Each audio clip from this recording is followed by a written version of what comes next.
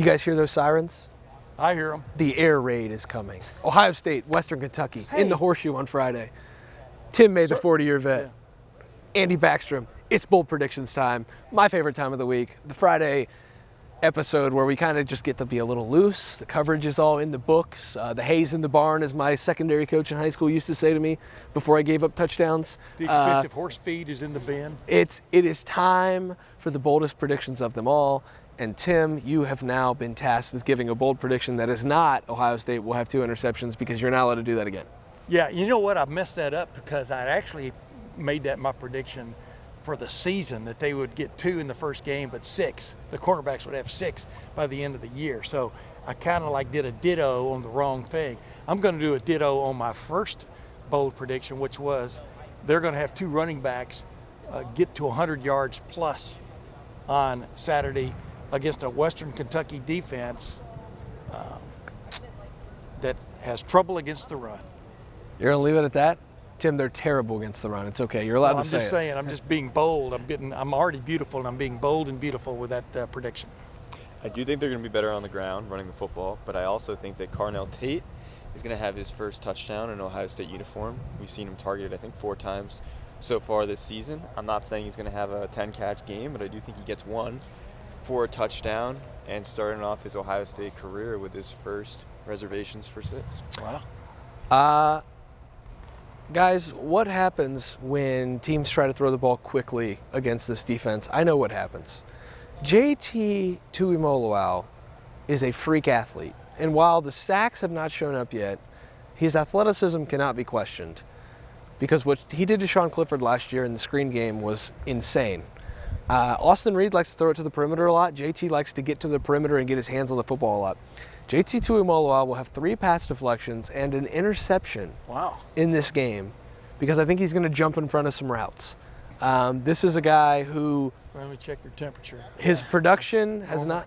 Again, his production hasn't been there, but he's the kind of player that can impact games in weird ways. We saw that against Penn State. He had the interception, or the 2 interceptions when he dropped back into coverage. He had the pass deflections that led to his Zach Harrison interception. Like, he will find a way to impact games at some point this season. I think that starts on Saturday. It's the not... specificity of your bold prediction is bowled me over. Yeah, it's 3 pass deflections, 1 of them for an interception. One for of JT. them for an interception, not 3 and plus an interception. No, let's not get carried away here, Tim. Yeah. The defensive end's not going to have 4 pass deflections. 3, though. Tip to thyself, you know. Tim. Yeah. Offensive player of the game. It's probably one of those 2 running backs, no? Yeah, I'm not going to pick an offensive lineman yet. I've done that before, and then the guy didn't even start the game. That was last year, but I digress. I'm going to go with Travion Henderson, just having a couple of rip-roaring runs that are going to get him definitely on track. I think he's already on track. He had a couple of runs last week which were special, which harkened back to 2021 when he had that wickle going for him. I've got Travion Henderson as my offensive player of the game. I'm going with Kyle McCord, the quarterback 1. It's a big week for him. And I probably just took Spencer's pick. Yeah. But I do think this is going to be a great game for Kyle. I think that finally has that tagline. Not that he wasn't focused already, but it allows him to have a peace of mind, as Ryan Day said this week. I think that they'll be clicking on all cylinders offensively, and I think that includes the passing offense. I expect him to pick up right where he left off against Youngstown State and kind of move into Notre Dame week with some good momentum. I was going to pick Kyle McCord too, but I just thought I'd pass it down the line, and the first shark, gobbled it up. Well, I'll go second shark here. I'm going to go G. Scott Jr. 2 for 2 on 4th down conversions this year. A couple nice pickups there. With Ohio State running the ball more, I think, this week, and establishing the ground game against a really bad run defense that will give Ohio State some momentum in the ground game, especially with the offensive line. There's going to be some play action opportunities. Guys who work hard get rewarded in Ryan Day's system. You look last year, they got a touchdown to G. You look last year, they got a touchdown to Cameron Babb. They give Xavier Johnson the touches he deserves because he works so hard, and they find ways to fold him into this offense. Like, G. Scott is proving to a lot of people that he is a true tight end now. I think he's the best blocking tight end they have right now. And when you do the dirty work for Ryan Day, he rewards you. And so I won't be surprised if they run the ball a lot and then find ways to do play action to G. Scott. And that's maybe another bold prediction by proxy, just because, like, it's not very often that I would pick the second best tight end to, be the player of the game. But in this scenario, I think this is one of the final opportunities for Ohio State to do something like that. We get you. Yeah, you. You don't have to keep going on and on about it. I'm just really impressed with G. Scott right now. I'm with you on that because I think G. Scott's ready for a bust out. Yeah, he's played really well right now. Yeah. Tim, defensive player of the game, go. Jordan Hancock, and I'm going to judge this not whether he gets 1 pick or 2 or 8. I'm going to really be keen on him when he's covering. I'm saying he doesn't have to get picks. I'm being obtuse there. He doesn't have to get picks, but I think he can go a long way to shutting down or helping throttle this Western Kentucky offense, because he's going to be probably covering a lot in the slot like he did last week. That is definitely their answer, especially against a team like this, is having him covering the slot guy. Watch, he won't cover a slot guy all day. But my prediction is he's going to have a hell of a game and make Austin Reed look elsewhere. Now you're just being acute, Tim. Well, I expect Spencer to pick JT after that bold And prediction. handsome.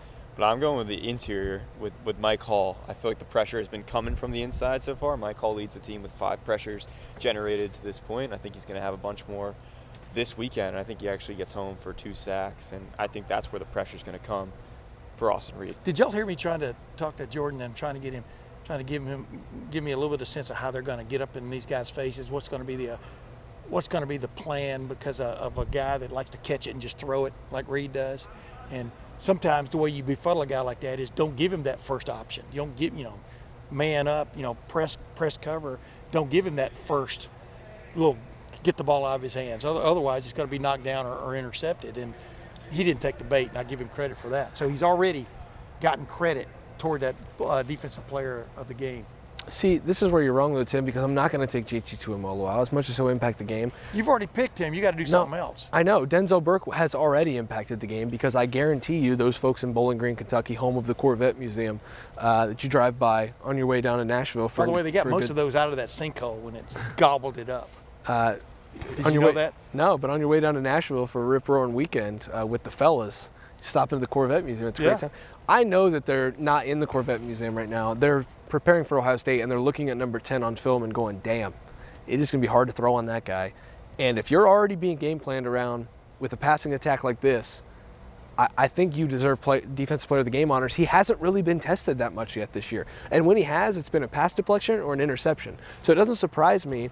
It's not going to surprise me if the stat line looks like 3 tackles, maybe 1 or 2 receptions given up, 3 tackles, maybe an interception, or a couple pass deflections.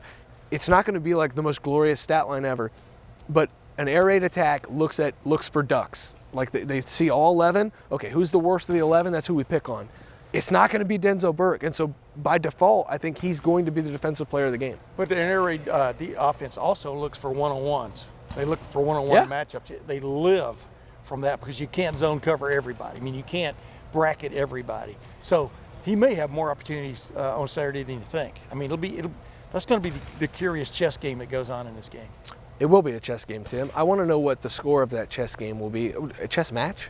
Chess game? Match. They're oh playing, man, remember how bad at chess I am, they're folks.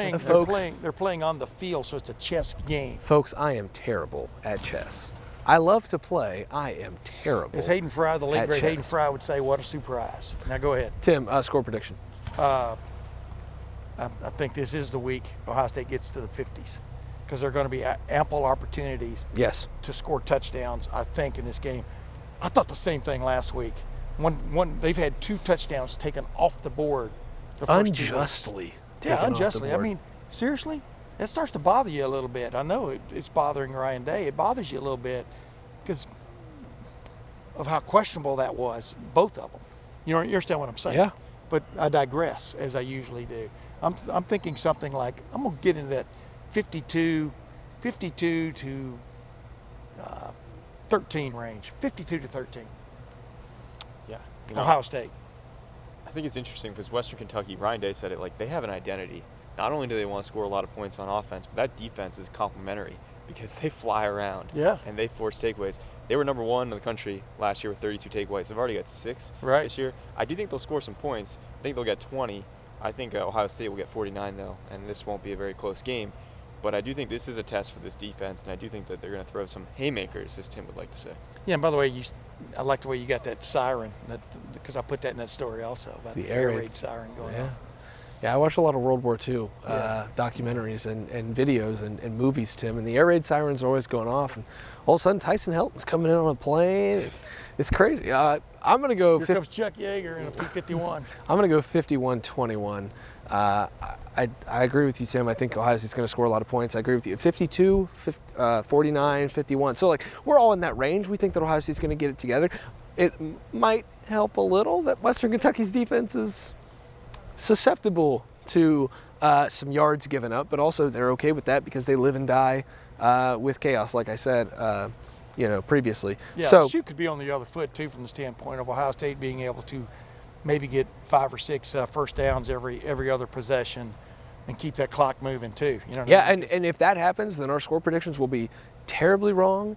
Yeah. But that's too bad, isn't it? Yeah, but that's just the way that this is. If Ohio State wants to establish the run and make sure that it feels good about its ground game going into Notre Dame, you might see a lower scoring game. Then I'm changing my pick. I'm making it 45-13. I'm gonna make it 45-13. Nah. There we go. It's still 52. Yeah. Don't let them lie to you. But anyway, I just think this is such an interesting match because it's the test that this defense needs to prove that it is totally back. I thought the first game against Indiana was marvelous by this defense. The second game, they gave up that opening drive, which ruined my prediction of a shutout. And I remember how I counseled you guys on don't pick shutouts because things can happen. And then I picked one on the radio like a goofball. I was going to say another word there, but I'm glad I caught myself. The thing you want here is a convincing victory. Because, fellas, you watch the polls the last 2 weeks. Ohio State is slipping from the standpoint of people not taking this football team seriously as a contender right now. Yep. Because they've got to get their act together. Well, they've got their starting quarterback. I think this defense is for real. Now this is a game to go out and prove it. There is nothing like a football Friday in Columbus except for the first fall football Friday in Columbus. It feels like fall outside, and it feels like we just nailed all of our predictions. I can't wait. They're all going to be correct except the ones that aren't. That's the glory of the Bold Prediction Friday. That's the glory of Lettermen Row. Tim May, the 40-year vet, Andy Backstrom. I'm Spencer Holbrook. We'll all three be in the press box for Ohio State, Western Kentucky at 4 o'clock. Yeah. Odd time for a kickoff, but hey, we'll take it. It's a pretty bad weekend of football overall, but enjoy it. You only get 12, 13, 14 of these. And the other ones, you have to go to weddings, things like that. Who wants to do that when you can watch football all day? Make sure you watch football and come to the Horseshoe. 4 o'clock, Ohio State, Western Kentucky. We'll be there. Matt Parker will be on the field with the photography, covering the Croots, as he does 365 days a year. Go to lettermenrow.com right now. It's $1 for 1 month. You will not regret that decision. Become a member today. We'd love to have you in the Lettermen Lounge, that message board. But for now, we're going to go do our jobs and get to the Horseshoe for Saturday's game. Western Kentucky comes to town. The air raid sirens are already blaring, and Lettermen Row will see you there.